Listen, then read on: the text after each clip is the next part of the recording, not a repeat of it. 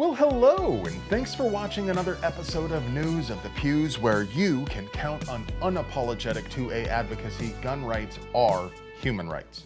And although feds are technically human beings, they don't have any special right to go waving a gun around and pointing it at anybody who gives them big feelsies.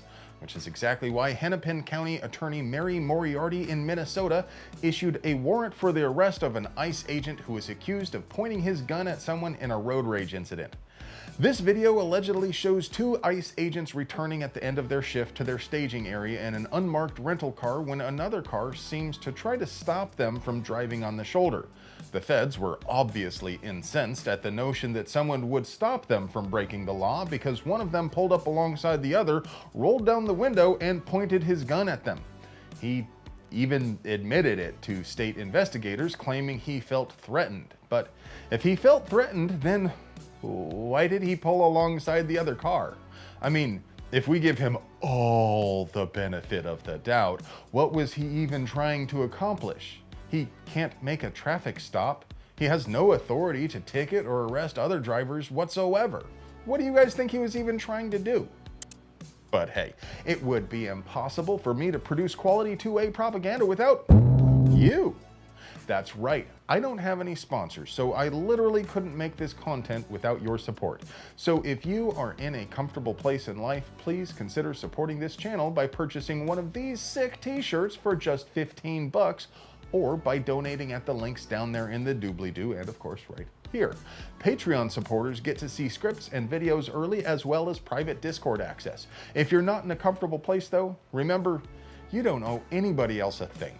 Please enjoy this 2A propaganda at the price of free $99 and continue to pray for us. The Control Freak group, named after a victim of one of the only mass shooty-shoots that has ever happened outside of a defenseless victim zone, just got hit with an official Federal Election Commission complaint thanks to the NSSF, which is the trade organization that organizes SHOT Show. The National Shooting Sports Foundation alleges Giffords coordinated fundraising with candidates while presenting it as independent activity, which is unlawful because PACs are not allowed to jointly raise money with candidates without following very specific disclosure rules.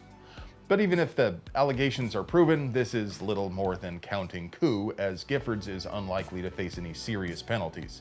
If anything, they might get some fines, which they can easily absorb so long as billionaires are still ooked out by the thought of armed peasants.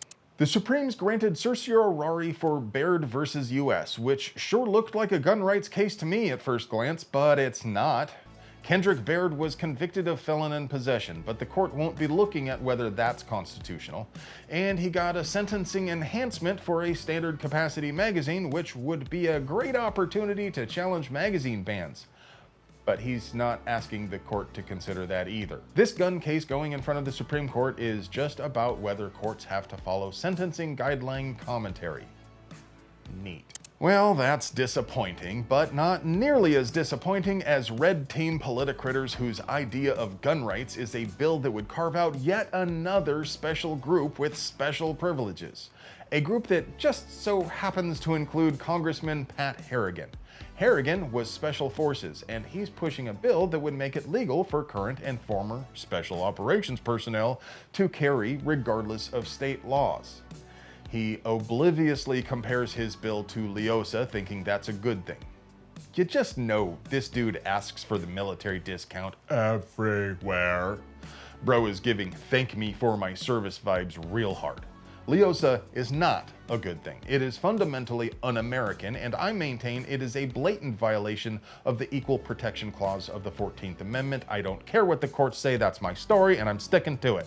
But setting that aside, at least Leosa applies to all cops, not just the SWAT team. Harrigan's bill is remarkably self-serving, and no, if it applied to all veterans, I would still be opposed to it. Unless it limited voting to veterans too. Service guarantees citizenship. Minnesota is considering a bill which would allow sheriffs to open expunged records when deciding whether to issue a carry permit. And my initial reaction to that was that it is complete bullshit. But some Reddit lawyers made the point that it's actually a lot more likely to reduce errors than to cause someone to get denied who shouldn't. But Reddit lawyers are worth every penny you paid for them, so I'm not sure what to think about this bill. As always, I link my sources down there in the doobly-doo, so please take a look at SF 3929 and let me know whether you think this is good for gun rights or bad. And I'm sorry to be such an Eeyore this time. I try to stay as positive as I can, but I can only tell you about the things that are happening. Mama gives you what you want, Daddy gives you what you need. Well, folks, round's complete on 2, but before I go, your moment of completion. I love you.